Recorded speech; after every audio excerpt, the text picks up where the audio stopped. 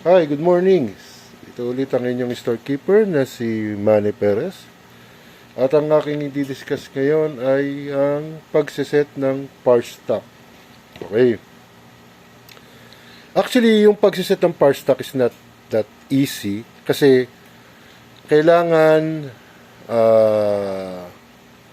magkaroon ka muna ng basis ng ordering. Like for example, consumption last year compared to this year. Okay, kaya ako nasabi yon is because kailangan malaman mo kung gaano karami yung na-consume nyo last year kasi yun yung magiging basis mo.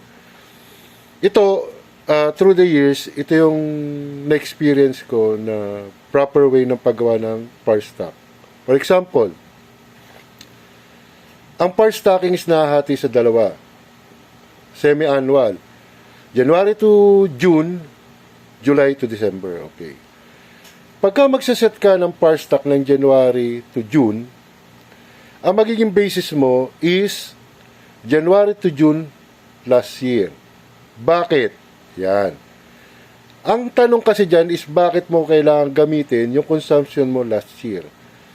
Based on my experience kasi, kaya mo gagamitin yon is because last year, January to June, is same celebration. Like for example, last year, meron kang Valentine's Day.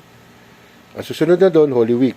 So, pagdating ng Holy Week, ibig sabihin, mababa ang business ng hotel pagka Holy Week. Kasi almost 2 weeks yan na hindi siya nagsasara, pero almost 2 weeks yan na mababa yung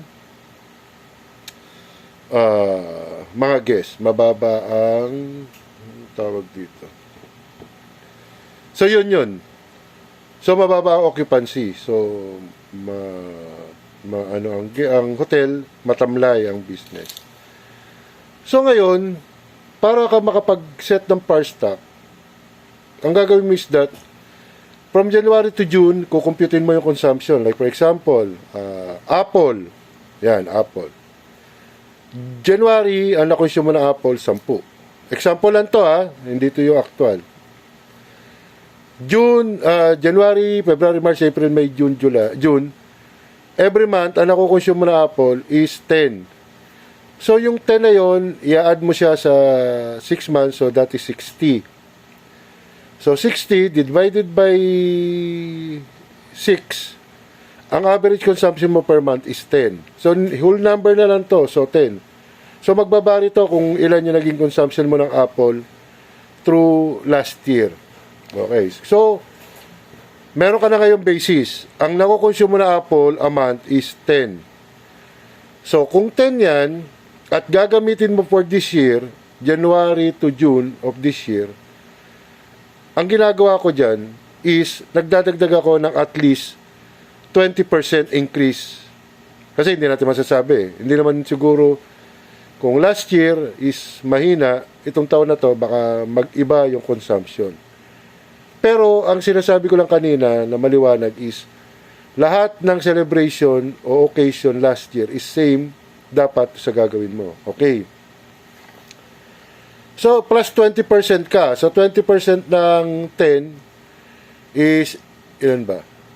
So, 10, 1% is 1. So, magiging consumption mo na is 12 for this year.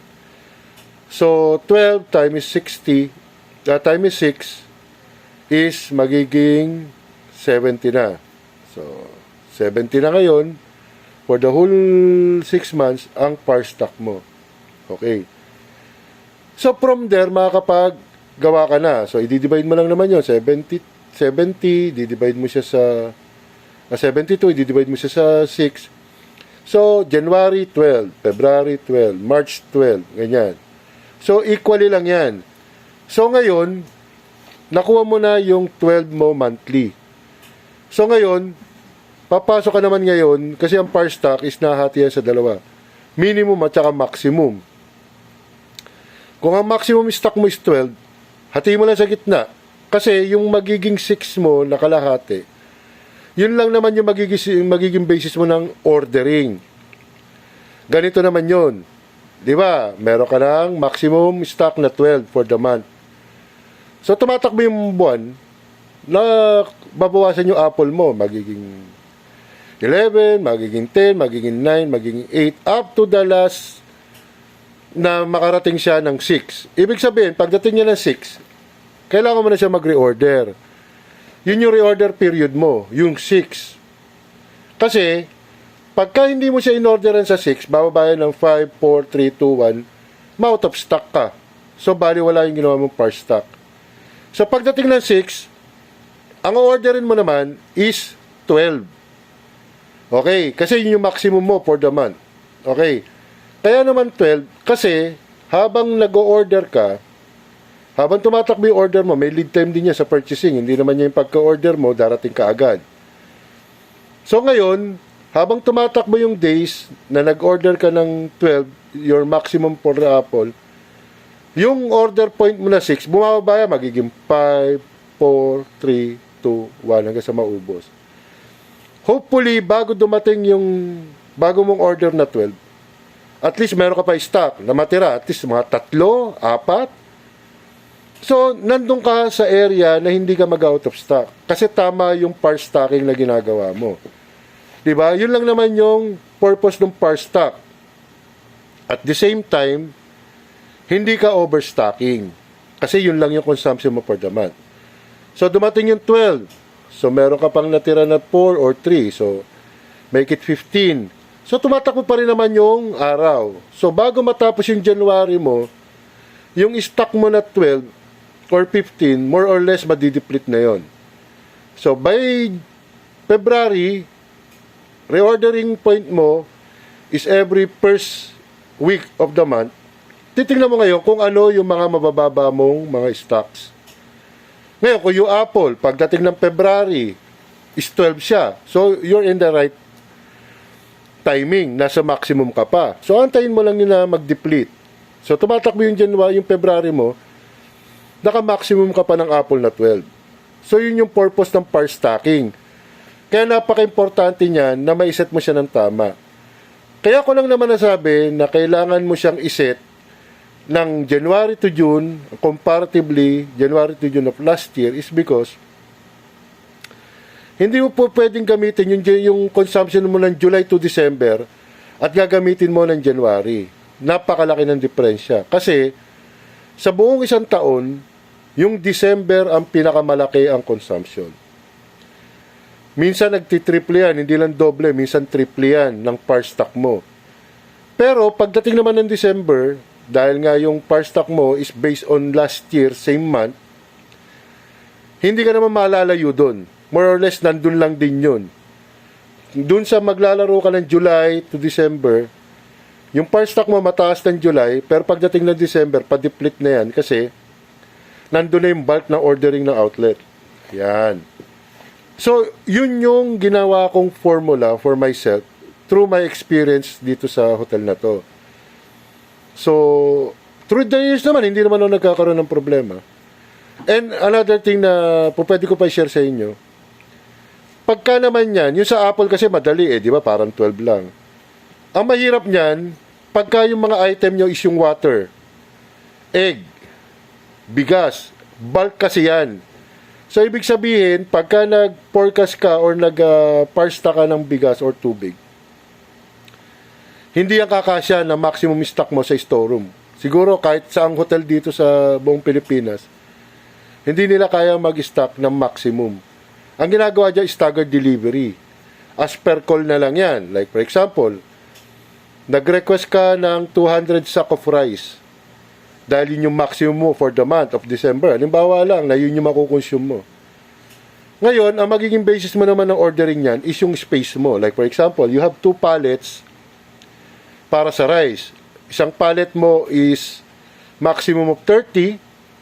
So mag-order ka ng 60. So yun lang ang aantayin mo magpapalit-palit. Katulad nga ng sinabi ko nung una kong video, yung first in, first out. Kaya 2 pallet dun sa bigas kasi ang reorder mo dun, so 30-30, pagka naubos yung 30, mag-order ka ng 30. So ngayon, pagdating ng 30 mo, ilalagay mo siya dun sa bakante mong paleta. So ubusin mo naman yung another 30 dun sa kabilang paleta, di ba? Kasi pagka nag-order ka na mas marami sa 30, kailangan mo iahon lahat yung 30 natira para mapunta yung bagong delivery sa ilalim. Yun yung first in, first out naman. Na-explain ko yun doon sa una kong video. Okay? So at least, nagkaroon kayo ng idea kung paano kinukompute yung par stock. And kung merong clarification or kung merong kulang, and ano ko lang kayo yung diniscuss ko sa inyo, is hindi yun nasusulat sa kahit anong libro, siguro, kahit ng cost control. Ano lang yon, based on my experience lang, na nag-work naman dito sa aming hotel. Hindi naman ako nagkakaproblema. So, at least, sana meron kayong natutunan hanggang sa susunod nating ulit na discussion. So, kung meron kayong gustong i-discuss, i-comment nyo lang dito sa channel ko para sa susunod na magkakaroon tayo ng discussion, yun ang i-discuss ko. So, na-discuss na natin yung par stock. Siguro yung reorder naman next time. Okay? So, ito po ulit ang inyong storekeeper, si Manny Perez. Sabi sa inyo na stay safe and healthy. Bye!